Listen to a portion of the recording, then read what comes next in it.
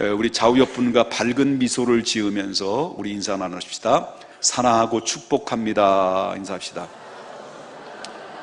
저 뒤에 위에 준위층에 있는 우리 아기 어머니들, 아빠 엄마들 계시는데 우리 한번 사랑의 마음으로 사랑합니다 라고 박수를 한번 하는 게 주기 바랍니다. 예, 맞습니다. 예, 근데 그 박수를 받고 저 2층에는 반응이 별로 없네요. 예. 손이라도 한번 흔들어 주세요. 손이라도. 예, 감사합니다. 꼭 시켜야 해. 자, 오늘은 3세대가 통합 예배로 하나님 앞에 드려지는데요. 오늘은 좋은 지도자, 리더자라고 하는 제목을 가지고 지난주에 이어서 17번째 전도서의 말씀을 증거하려고 합니다. 우리는 모두가 다 리더자라는 것을 잊지를 말아야 됩니다. 여기 있는 어린 친구들도 앞으로는 분명히 리더자가 될 거예요. 그리고 가정 안에서 가장은 누구예요? 아빠잖아요. 아빠가 리더자입니다. 아빠가 안 계시면 엄마가 리더자고요. 엄마 아빠가 안 계시면 그 가정의 장녀가 리더자일 것입니다. 어디든지 이 공동체 속에는 다 리더자가 있게 마련입니다. 그렇기 때문에 저와 여러분이 오늘 말씀을 들을 때 나는 리더자이고 앞으로 리더자로서 또 훌륭한 내가 지도자로서 내가 앞으로 어떻게 살아가야 되는 것이 가장 바람직한 좋은 지도자인지 좋은 리더자인지를 한번 이 귀한 말씀을 통해서 생각해 볼 필요성이 있다라고 하는 것입니다. 리더십 전문가라고 하는 탐 마샬이라고 하는 사람이 이런 이야기를 했어요. 오늘날 세계의 문제는 리더십의 문제다라고 지적을 했습니다.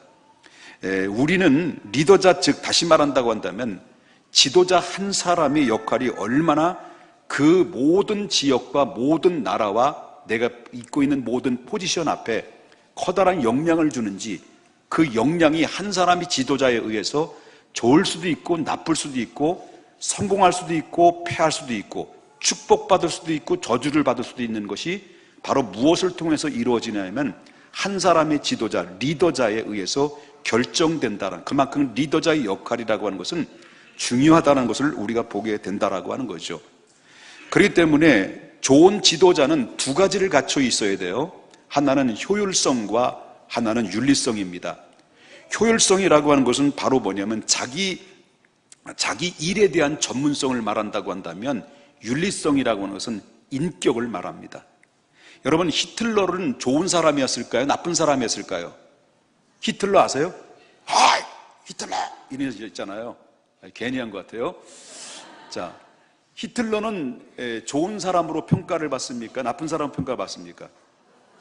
자, 사람마다 달라요. 히틀러는 좋은 사람으로 평가를 하는 사람이 있고 나쁜 사람으로 평가를 하고 있는 사람이 있는데, 히틀러에는 한마디로 말한다면 효율성으로 볼 때는 히틀러는 최고의 지도자였어요. 최고의 지도자였습니다. 그래서 그때 당시의 사람들은 히틀러가만 딱 나타나면 히틀러 할 만큼 영웅이었습니다. 그렇기 때문에 독일의 영웅 히틀러였어요. 그만큼 히틀러는 효율성으로 볼 때는 탁월한 지도력을 가지고 있었던 사람이라고 평가를 받습니다. 그럼에도 불구하고 그 히틀러가 역사 앞에서 왜 사람들로부터 욕을 먹느냐라고 하는 이유입니다. 그 이유는 효율성으로 볼 때는 탁월했지만 윤리성으로 볼 때는 빵점했다는 거예요. 인격이 빵점했다는 거예요. 그래서 결국 욕을 얻어먹어요. 쉽게 말한다면 머리가 좋았는데 좋은 머리를 가지고 사람들에게 사기를 치는 것과 마찬가지로 그 인격이 속된 말로 개판이었다라고 하는 것을 얘기하고 있다는 거죠. 그렇기 때문에 효율성이 아무리 탁월하다 할지라도 윤리성에 문제가 있는 사람이 그 공동체 속의 지도자가 되게 되면 그 세계는 참으로 복잡해진다는 것을 보게 된다는 거죠. 그러므로 좋은 리더자는, 좋은 지도자는 효율성과 그 다음에 윤리성이 바로 잘 겸비됐을 때 거기에 좋은 지도자가 되고 그 공동체는 행복한 공동체로 이루어지게 된다라고 하는 것을 보게 된다라고 하는 거예요. 교회도 마찬가지입니다. 교회 지도자가 누구냐에 따라서 어떤 효율성과 윤리성을 가지고 있느냐에 따라서 그 교회 안의 공동체에 살아가는 성도들은 행복해질 수도 있고 불행해질 수도 있다는 것이죠. 은혜가 충만할 수도 있고 바로 사탄이 충만할 수도 있다는 것이죠. 그렇기 때문에 그 지도자는 그만큼 영향력이 중요하다는 것을 우리가 보게 된다라고 하는 거죠. 자, 그렇다면 오늘 본문에 소개하고 있는 솔로몬 왕이라고 하는 사람은 어떤 사람일까? 어떻게 평가를 받은 사람일까라고 하는 것입니다. 솔로몬이 왕이 되면서 하나님께로부터 어마어마한 지혜를 받은 사람입니다.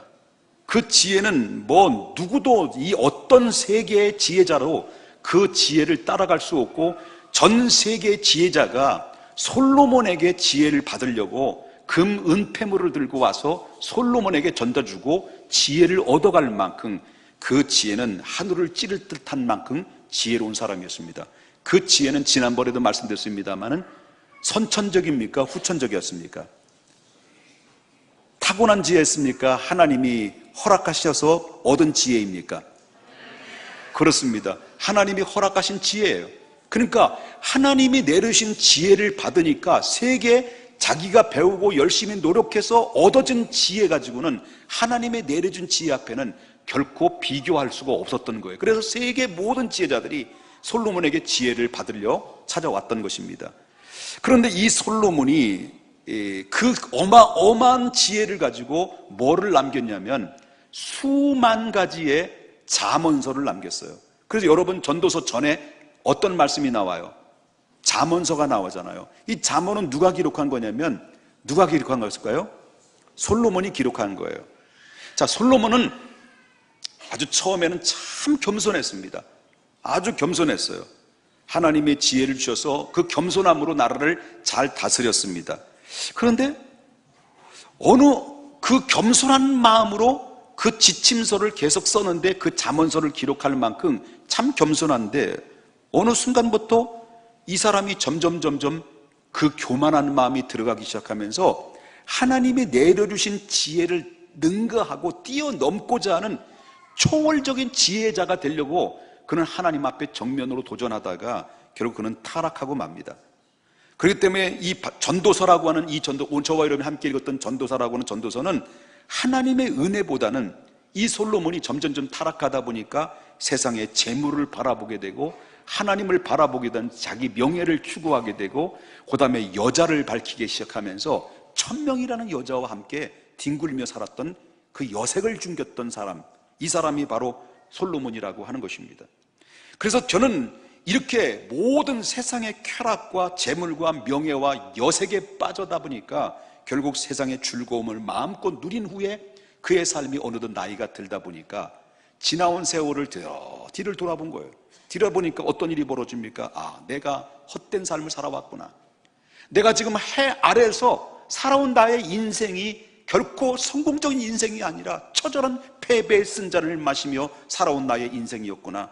그렇게 생각한 이후에 그가 마지막 전도서에 남긴 말이 뭡니까? 헛되고 헛되며 헛되고 헛되도다.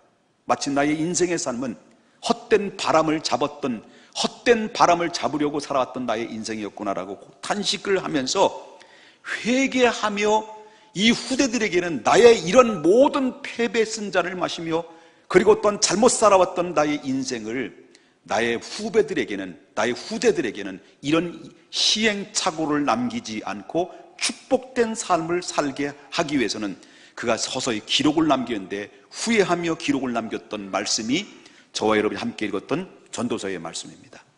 전도서는 우리의 인생에 다시는 헛된 인생으로 살지 않고 정말 하나님 앞에 주시는 축복 속에서 참된 능력 주시는 자 안에서 형통한 길이 무엇인가를 바로 알게 하시는 지침서라고 볼 수가 있다라고 하는 것입니다. 그러므로 솔로몬은 하나님이 만든 원래 자기의 모습을 보기를 원했어요. 서서히 보기를 원했습니다. 그리고 하나님이 원하시는 좋은 지도자가 과연 어떤 지도자이고 어떤 리더자인가를 다시 한번 생각하기 시작합니다. 그러면서 그가 제시한 이 좋은 지도자, 좋은 리더자가 어떤 지도자고 어떤 리더자인가를 세 가지를 우리에게 던져주는 도전입니다. 그중에 첫 번째 도전이 뭐냐? 좋은 지도자란, 좋은 리더자는 바로 사물의 이치를 아는 자다라고 1절에 언급을 합니다. 자, 1절을 보겠습니다. 누가라는 말이 두 번이 나와요. 자, 한번 보겠습니다. 크게 읽어보겠습니다. 시작. 누가 지혜자와 같으며 누가 사물의 이치를 아는, 여기까지. 자, 누가 뭐와 같으며? 지혜자와 같으며. 누가 뭐와 같으며? 사물의 이치를 아는 자냐? 라는 질문을 던집니다. 그럼 여기서 나오는 사물의 이치를 아는 자라는 게 뭘까? 원어상으로 볼 때 사물의 이치를 아는 자라는 것은 사물의 깊은 뜻을 깨달아서 그 사물의 깊은 뜻을 깨달은 것을 설명할 줄 아는 능력이 있는 자, 이런 자를 사물의 이치를 아는 자다라고 이렇게 이야기를 하고 있습니다. 여러분, 미국에 마틴 루터 킹이라고 하는 사람이 이런 얘기를 해요. 우리는 어디로 가야 하는가? 우리는 어디로 가야 하는가라는 이 질문에 대답할 줄 아는 자가 진정한 지도자다, 이렇게 얘기했어요. 이 말은 다른 말로 좀 철학적으로 말한다면 목적과 비전이 확실해야 된다는 얘기예요. 그 사람이 진정한 지도자가 될 수 있다. 여러분, 어린 이 친구들도 반에서 반장이 될 수도 있고 부반장 될 수도 있고. 부반장이 있나 없나? 아, 우리 때만 있었구나. 그리고 회장도 될 수도 있고, 이 공동체 속에 내가 리더가 충분히 될 수 있는 사람들이 여기 있어요. 우리는 가정에서도 리더자가 있고요, 우리 교회 안에 소그룹 모임의 구역장도 리더자고요, 사회도 리더자도 있어요. 우리 모두가 리더자의 입장에서, 나는 지도자라는 입장에서 이 말씀을 한번 접해본다고 한다면 우리는 확실한 목적과 비전을 제시할 줄 아는 사람이 좋은 지도자가 될 수 있는 가능성이 있다. 여러분, 사장님이라고 한다면 어떻게 하겠습니까? 만약에 저와 여러분 사장님이라는 회사가, 우리 회사가 왜 존재하는지 목적이 분명히 있어야 되고요, 그 다음에 우리는 회사는 비전이 무엇인지, 우리 회사의 비전이 이겁니다 라고 딱 내놓을 수 있어야 되고요, 우리 사원들은 어떤 사람이 돼야 되는가, 이거를 도전을 줄 알아야 된다. 그래서 우리 회사의 존재 이유가 무엇이고 목적이 뭐냐, 그리고 우리 회사의 비전이 뭐냐, 우리는 앞으로 어떤 방향으로 갈 것이다 라고 손가락질을 쫙쫙 내밀면서 비전을 제시할 줄 알아야 되고, 또 한 가지는 우리 함께 공동체 속에서 우리 사원들은 어떻게 이 회사를 함께 더불어 이끌어 가야 되는지, 어떻게 그 길을 향해서 가야 될지 방향을 제시하는 목적과 비전이, 바로 그것이 제시할 수 있는 사람이 진정한 리더자다, 그렇게 이야기할 수 있다라고 하는 것이죠. 그러나 문제는 바로 뭐냐면, 목적은 분명한데 목적을 위한 방법이 의롭지 못한다고 한다면 어떤 일이 벌어집니까?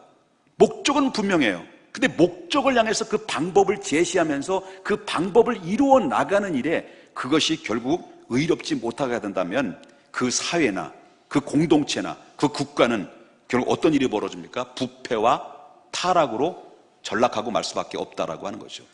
오늘날 이 대한민국의 땅이 역사적으로 우리 지도자들이 수없이 왔다 이슬처럼 가고 수없이 왔다 사라져버리는 그 지도자들의 역대 지도자들을 보면, 그 지도자 밑에서 이루어지는 자행되는 것이 바로 뭐냐면, 목적은 분명히 제시하고 있는데 바로 그게 뭐냐면 목적을 이루는 그 비전이, 그 내용이, 그 의도가 의롭지 못함에 까닭에 불명예를 남기는 그런 부끄러운 족적을 남기며 이슬처럼 사라져가는 수많은 지도자들을 우리가 목격을 할 수가 있었습니다. 한국교회 외 모든 교회 지도자들이, 한국교회 모든 지도자들이 다 그런 건 아닙니다만은 한국교회 대표라고 내놓을 만한 지도자들이 왜 오늘날 사회로부터 지탄을 받고 욕을 먹을 수밖에 없는 이유가 뭐냐라고 하는 거죠. 교회 성장은 누구나가 다 똑같이 교회 성장을 원합니다. 우리 중앙교회도 성장되기를 원하는 거죠. 부흥되기를 원하는 거죠. 그렇죠? 나만 그러나? 다 원할 것입니다. 교회 성장의 목적은 분명합니다. 그런데 그 목적을 향한 비전은 하나님이 원하는 비전이 되는데, 목적과 그 비전을 위해서 그 비전이 하나님이 원하는 비전이 교모하게 하나님의 비전에서 목회자 야망을 채우기 위한 야망으로 바뀌어지면서 결국 어떻습니까? 교회는 성장이 되는데 그 성장 목적이 목회자의 야망으로 바뀌어짐에 까닭에 결국 목적 방향으로 빗나가다 보니까 결국 세상으로부터 지탄을 받게 되는 원인이 되는 경우가 있었다라고 하는 거죠. 여러분, 세계 대전 때의 독일의 나치의 목적은 분명했던 거예요. 여러분, 게르만 민족은 명예는 아주 하늘을 찌르들 만큼 훌륭한 민족입니다. 그러나 그들의 문제는 바로 뭐냐면 의로움이 없던 거예요. 따라서 좋은 올바른 지도자가 되려면 분명히 목적이 분명하지만 목적에 대한 방법도 의로워야만이 된다, 그런 이야기라는 거죠. 이것이 본문에서 말하는 사물의 이치를 아는 자다라고 솔로몬은 그렇게 이야기를 하고 있습니다. 여러분, 솔로몬은 좋은 지도자가 어떻게 해야 되는지 그는 깨닫기 시작해요. 그런데 정작 자신의 모습을 보니까 너무 형편없었던 거예요. 능력은 있었지만, 솔로몬에겐 지혜도 있었지만 뭐가 없었던 거예요? 인격이 없었던 거예요. 지혜를 따라갈 만한 인격이 없는 거예요. 지혜를 따라갈 만한 인격. 그러니까 이 사람은 무너진 거예요. 여러분, 웃으면서 일하지 못하고 인상 쓰며 일을 합니다. 자기 마음대로 안 되면 안달이 나고 흥부를 합니다. 한계를 모르고 날뛰어버립니다. 그러다 보니까 어느새 결국 그렇게 인생을 허비하는 인생으로, 예민하고 신경질적이고 그리고 부도덕적이고 이렇게 의롭지 못한 인생으로, 허비하는 인생으로 살다 보니까, 그 좋은 머리와 지혜를 가지고 타락한 일에 소모하다 보니까 어느덧 세월이 늙어서 결국 어떠면 한계를 느끼죠. 인생 전역 노을이 됐을 때, 내가 좀 더 좋은 지도자가 될 수 있었는데, 더 좋은 왕이 될 수 있었는데 라고 후회는 하지만 후회하기는 너무 늦은 거죠. 그래서 올바른 지도자가 되려면 우리 반드시, 우리 후대들은 사물의 이치를 아는 자가 되라 라고 하는 교훈을 솔로몬은 오늘 우리에게 남기고 있다라고 하는 거죠. 여러분, 우리가 가정 안에서도 자식들에게, 가장이 지도자가 너희들은 이렇게 살아야 돼, 넌 똑바로 살아야 돼, 공부는 1등 해야 돼 라고 막 비전을 제시하는데,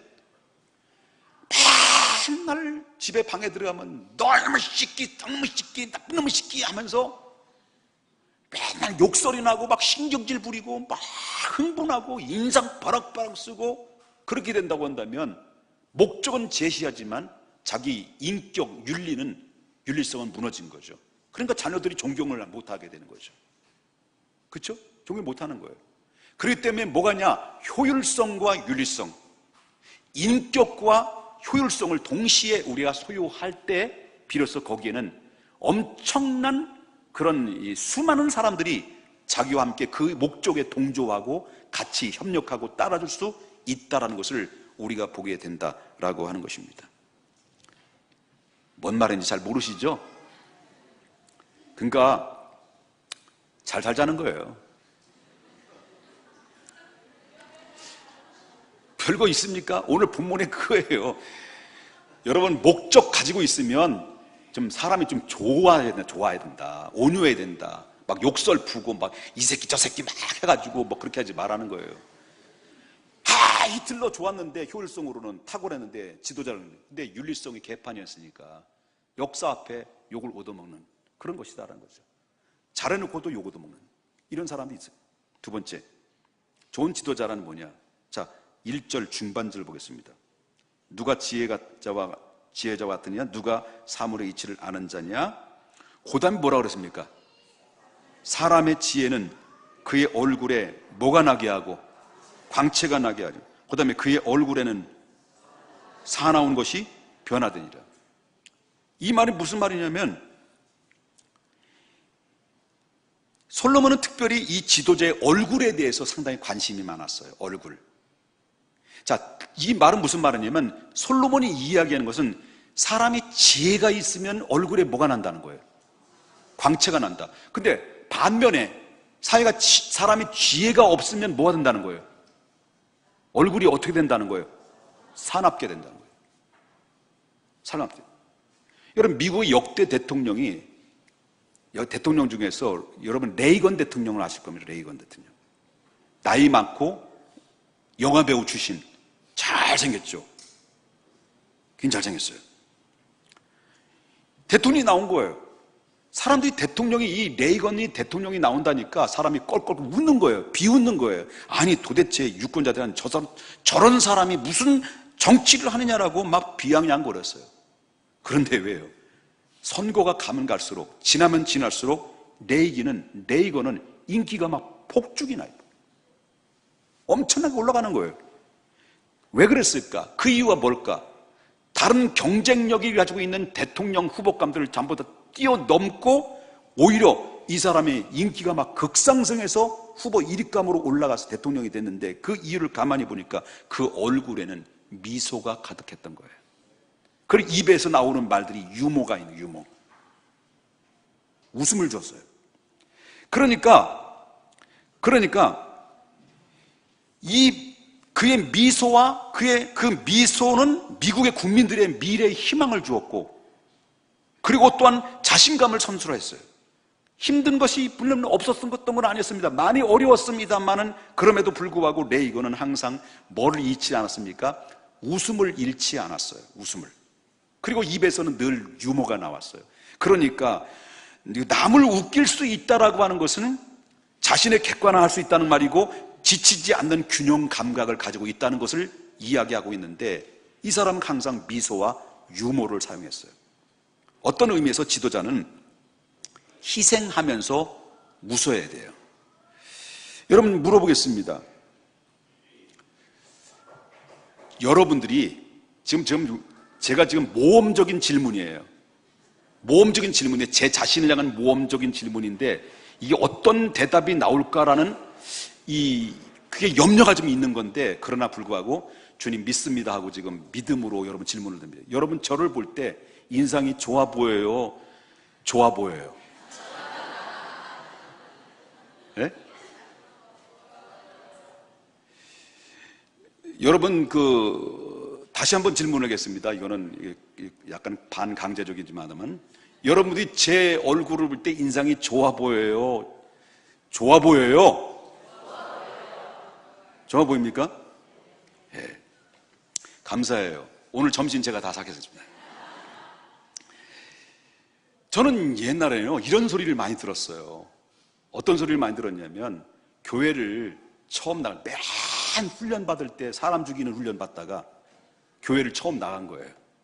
나가니까 어떤 나보다 2살 더 먹은 청년인데, 형님인데, 나를 딱 보더니 청년들 많이 예배를 드리고 다 드리고 난 다음에 나를 지목하면서, 저 김 선생님은 참 첫인상의 인상이 좀 더럽게 생겼는데, 그대로 말을 표현한다면 더럽게 생겼는데, 그런데 사귀면 사귈수록 사람이 괜찮은 것 같기도 합니다 했다는 거예요. 기분 좀 참 더럽더라고요. 그래서 은혜를 받았어요. 그리고 나서 은혜를 받고 막 하나님 앞에 기도했죠. 내 인생이 그렇게 더럽습니까? 하나님 앞에 기도하면서 은혜를 받았어요. 은혜를 받고 하나님 사명 받고 신학을 이제 가기 위해서, 대학 가기 위해서 이제 가기 전에 이 기도원, 에덴 기도원이라는, 지금도 이 집에 안 못해요. 에덴 기도원에 가서 기도하면서 하나님 성령 충만히 허락해 주십시오 라고 하나님 앞에 기도하는데, 강도사님이 절 불러요. 부원장님인데, 강도사님인데, 강도사님이 부르면서 당신 어떻게 해서 이렇게 기도원까지 오게 됐냐? 제가 사실 하나님 은혜 받고 사명 받아서 신학을 공부하기 위해서 준비하며 준비 기도하러 왔습니다 했더니 그분이 위로 아래로 훑어보면서 저를 향해서 당신은 신학가면 안 된다는 거예요. 왜 안 됩니까? 당신이 몸매를 딱 보니까 스포츠에 관련이 있는 것 같아. 스포츠 선교사가 되지 목회자는 아니라는 거예요. 그 왜 아닙니까? 라고 물어봤더니, 목회자가 되려면 먼저 첫 번째는 좋은 인상을 가지고 있어야 된다는 거예요. 열받아가지고 그때부터 그 말을 듣고 충격을 받은 거예요. 그래서 저는 계속 실실거렸어요. 많은 사람들 앞에, 보는 사람, 만나는 사람들 실실거리면서 웃었어요. 미친 사람처럼 웃어댔어요. 얼마나 노력했는지 몰라요. 막 기분 좋아도 웃었고, 시비를 거는 자도 웃고, 그래서 실실실실 웃었어요. 그렇게 이렇게 된 거예요. 여러분, 뭐냐면, 아까도 말씀드렸지만, 그 안에 지혜가 있는 자는 얼굴에 뭐가 난다는 거예요? 광채가 나고. 근데 반면에 지혜가 없으면 뭐예요? 바로 얼굴이 사나워진다. 이게 무슨 말이냐? 내 안에 지혜가 있고 없고에 따라서 얼굴은 바뀌어질 수가 있다. 그런 이야기를 하고 있다라고 하는 거죠. 그렇기 때문에 사랑하는 여러분, 미국에 아브람 링컨이라는 사람이 대통령인데, 대통령이 되자마자 그 친구가 보좌관을 한번 소개를 해줬어요. 이 사람 참 쓰면 괜찮을 것, 당신의 큰 유익이 되고 도움이 될 것이다 라고 했는데, 그래 좋다. 그래서 이 면접을 봤던 거예요. 그 보좌관 후보가 이제 면접을 다 하고 이 링컨이 그 친구에게 말합니다. 내가 보기에는 충분히 능력이 많은 사람인데 알지만은 나는 그 친구를 채용하지 않기로 했다라고 친구에게 얘기했습니다. 근데 그 친구가 아니 내가 보기에는 그 많은 능력을 가진 사람이 찾아보기 힘들 텐데 왜 그를 거절하느냐라고 했더니 링컨이 하는 얘기가 내가 그 사람을 다 어찌 알겠느냐마는 그러나 그 사람의 얼굴을 보니까는 아니라는 거예요. 그러니까 아니 그 사람의 얼굴만 보고 그 사람의 능력을 어떻게 평가하느냐라고 했더니 링컨 대통령이 아주 유명한 말을 했다는 거예요. 그 유명한 말이 바로 뭐냐면 적어도 나이가 마흔이 넘으면 자기 얼굴에 책임질 줄 알아야 되는 거 아니겠는가, 그런 얘기예요. 다시 말하는 40평생 살아오면서 자기 인생에 이 사람이 긍정적으로 살아왔는지 아니면 부정적으로 살아왔는지 그 삶의 40이 넘으면 그 얼굴에서 그대로 배어나고 굳어져 있는 상태이기 때문에 절대 바뀌어질 수가 없다라고 하는 것을 얘기해 준 것이죠. 여기서 말하는 이 링컨이 말하는 것은 어떤 외형적인 모습으로 보는 것이 아닙니다. 그 사람의 인격과 그에게 나타난 풍겨내는 분위기를 통해서 이야기하는 거죠. 그렇다면 여러분 모르겠습니다. 옆에 분 인사합시다. 자, 옆에 얼굴 봐요. 얼굴 보세요. 자, 인사하는 겁니다. 자, 인사하는 거예요. 미소를 지으면서 인사합니다. 당신의 얼굴은 안녕하십니까?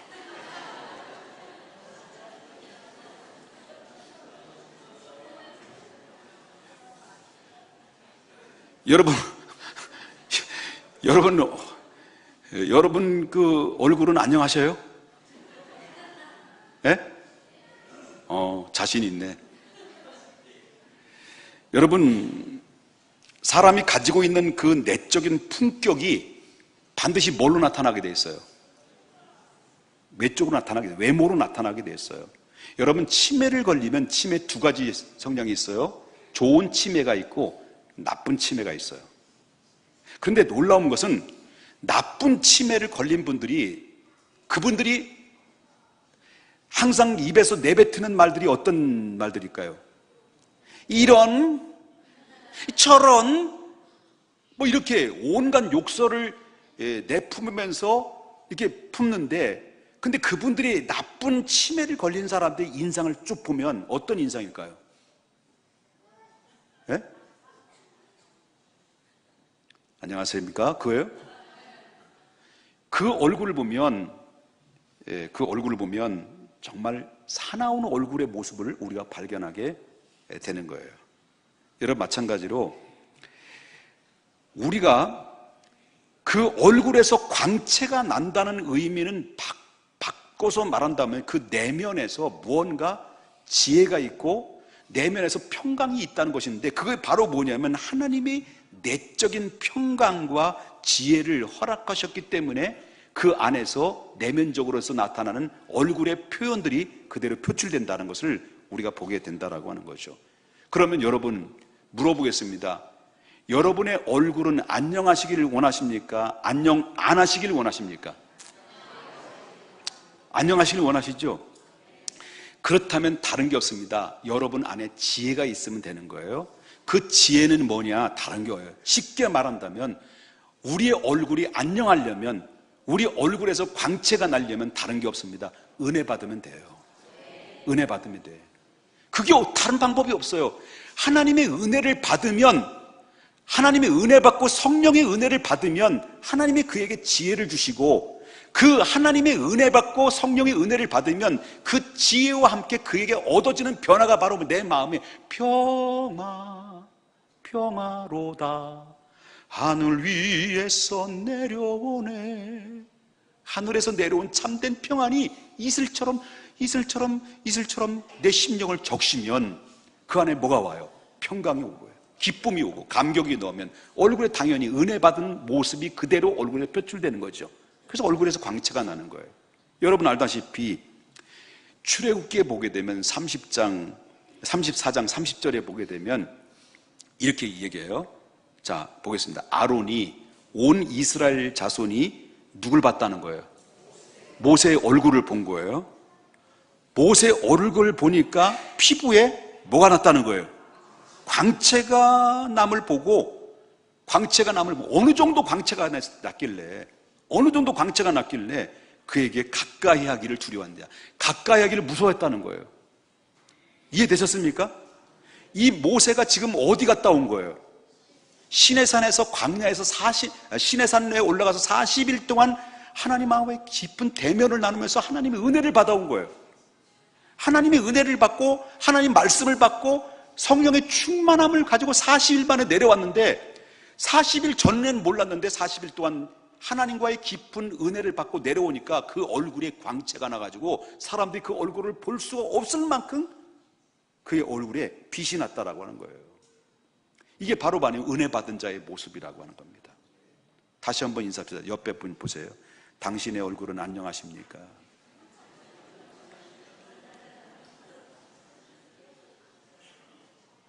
자, 성경에 보면, 신약 성경에 보면 누가 나오냐면 스데반이라는 분이 나와요. 스데반이 하나님의 은혜를 받은 거예요. 하나님의 은혜를 받아가지고 하나님께로부터 뭘 받았냐면, 자, 사도행전 6장 10절 보겠습니다. 사도행전 6장 10절에 여기. 자, 읽어보겠습니다. 스데반, 시작. 스데반이 지혜와 성령의 말함을 그들이 능히 당한. 스데반이 뭘 받은 거예요? 하나님의 은혜로 지혜와 성령의 받은 거예요. 지혜와 성령의 충만하다 보니까 하나님이 그 사람을 쓰신 거예요. 그냥 쓰신 것만 끝난 게 아니에요. 하나님은 지혜와 성령이 충만하니까 그에게 입에서 무슨 권세 있는 말이 나오다 보니까 그 사람을 능가할 수가 없는 거예요. 스데반을 당해낼 수가 없는 거예요. 자, 그러다 보니까 스데반이 어느 정도냐? 자, 사도행전 6장 15절 보겠습니다. 스데반의 얼굴이 어떻게 됐다는 거예요? 공회 중에 앉은 사람들이 다 누굴 본 거예요? 여러분들이 저를 보고 있잖아요. 그죠? 보고 있는 것처럼 공회원들 수많은 사람들이 누굴 바라본 거예요? 스데반의 얼굴을 본 거예요.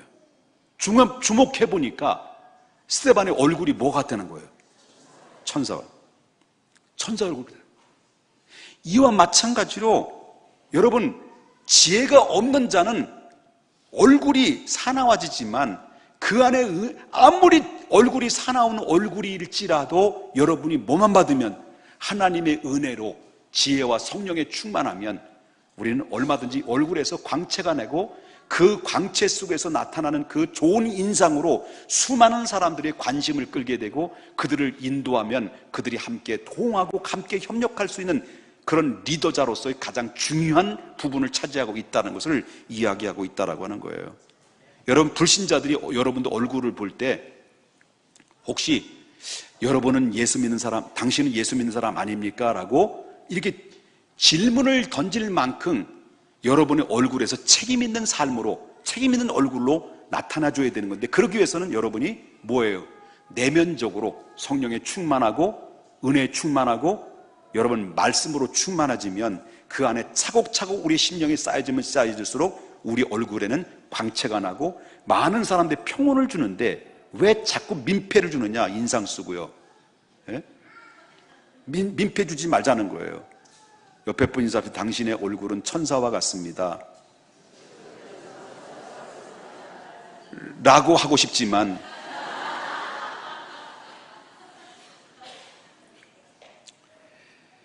여러분, 우리는 요즘 저는 그렇습니다. 왜냐면 옛날에는 좀 얼마 전까지만 해도 혹시 목사님이 아니십니까? 라고 저에게 그런 질문을 던질 때가 많았어요. 그러면 제가 좀 괜찮다는 거잖아요. 비웃는 거 건강에 안 좋습니다. 근데 요즘 뭐 가끔마다 들리는 소리가 바로 뭐냐면 혹시 사장님 아니십니까? 라고 질문하더라고요. 또 요즘 어떤 소리를 듣냐면요. 혹시 교수님이 아닙니까? 교수님이라는 말은 좀 별로, 목사라는 말을 들어야 기분이 좋은데 교수님 아닙니까? 아니면 사장님 아닙니까? 그런 소리 들을 때마다 주님 앞에 좀 회개하고 있어요. 하나님, 제가 저들의 입에서 사장이라는 말이 아니라 또 회장님이라는 또 얘기들은 나고요. 또 교수님이라는 말보다는 하나님, 목사라는 소리를 들을 수 없는 이 상황을 보니 제 심령 상태가 아직도 하나님의 은혜에서 멀어져 있지는 않는가 다시 한번 돌아봅니다. 여러분, 하나님 앞에 이 기도하십시다. 이 기도하세요. 하나님, 내 안에서 하나님의 은혜가 사라질까 두렵습니다. 내 안에 성령이 내 안에서 떠날까 봐 두렵습니다. 하나님, 내 안에서 하나님의 은혜와 사랑이 하나님 쏟아지게 해주시고, 하나님, 내 안에서 그리스도의 모습과 그리스도의 형상이 내 얼굴에서 드러나서 모든 사람들에게 아름다운 지도자로서 세움받기를 원합니다. 그 믿음으로 하나님 앞에 서야 될 줄 믿습니다. 두 가지 잊지 마십시다. 두 가지 잊지 말자는 거죠. 좋은 리더자는 사물의 이치를 아는 자다. 효율성과 뭐라 그랬죠? 윤리성, 두 가지 동시를 잘 지니고 있어야 된다. 그리고 지혜자는 사나운 것이 없어야 된다. 사나운 것이 없어야 된다는 것은 그것은 그만큼 내 안에 사납다라는 것은 그만큼 내 안에 뭐가 없다는 거예요? 지혜가 없다는 것이고, 지혜가 없다는 것은 은혜가 사라졌다는 것이고, 그리고 하나님의 성령의 충만함에서 벗어났다는 것입니다. 그러기 위해서는 하나님 앞에 이렇게 몸부림쳐야 됩니다. 하나님, 첫사랑을 회복하기를 원합니다. 하나님, 은혜를 회복하기를 원합니다. 내 안에서 하나님의 말씀이 쏟아지기를 원하며 하나님 충만하기를 원합니다. 그래서 하나님 앞에 여러분 사나운 얼굴에 광채가 날 수 있을 만한, 여기에 뭐를 안 발라도, 아무것도 안 발라도 광채가 날 수 있는 그런 여러분의 빛된 삶이 되어야 될 줄 믿습니다. 기도하겠습니다.